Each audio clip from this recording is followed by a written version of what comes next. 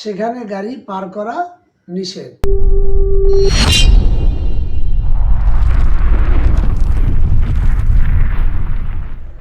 Welcome to BRT solution. আজকে আবারও আসলাম আপনাদের সামনে কিছু প্রশ্ন এবং কিছু উত্তর নিয়ে। যে প্রশ্ন এবং উত্তরগুলি আপনাদের অনেক উপকারে আসবে।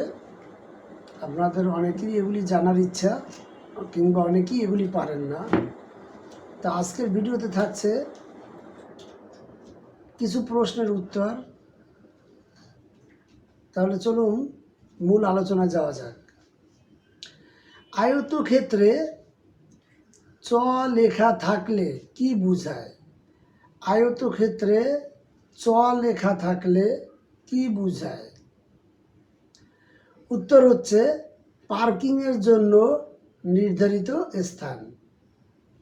আমি আবারও বলছি, পার্কিংয়ের জন্য নির্ধারিত স্থান।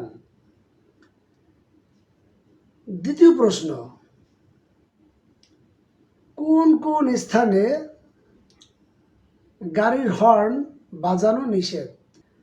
নীরব এলাকায় গাড়ির হর্ন বাজানো নিষেধ, যেমন হাসপাতাল, শিক্ষা প্রতিষ্ঠান, অফিস আদালত বা অনুরূপ প্রতিষ্ঠানের চতুর্দিকে 100 মিটারের মধ্যে গাড়ির হর্ন বাজানো নিষেধ।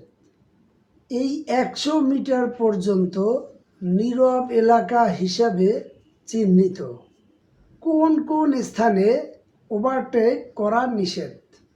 আমি আবারও বলছি, কোন কোন স্থানে ওভারটেক করা নিষেধ? ওভারটেকিং নিষেধ সম্বলিত সাইন থাকে এমন স্থানে: জাংশনে, ব্রিজ, কালভার্ট ও তার আগে পরে নির্দিষ্ট স্থানে। নাম্বার 4, কোন কোন স্থানে গাড়ি পার্ক করা নিষেধ? যেখানে পার্কিং সাইনবোর্ড আছে সেখানে গাড়ি পার করা নিষেধ। যেখানে পার্কিং নিষেধ সাইনবোর্ড আছে এমন স্থানে গাড়ি পার করা নিষেধ: জাংশনে, ব্রিজে,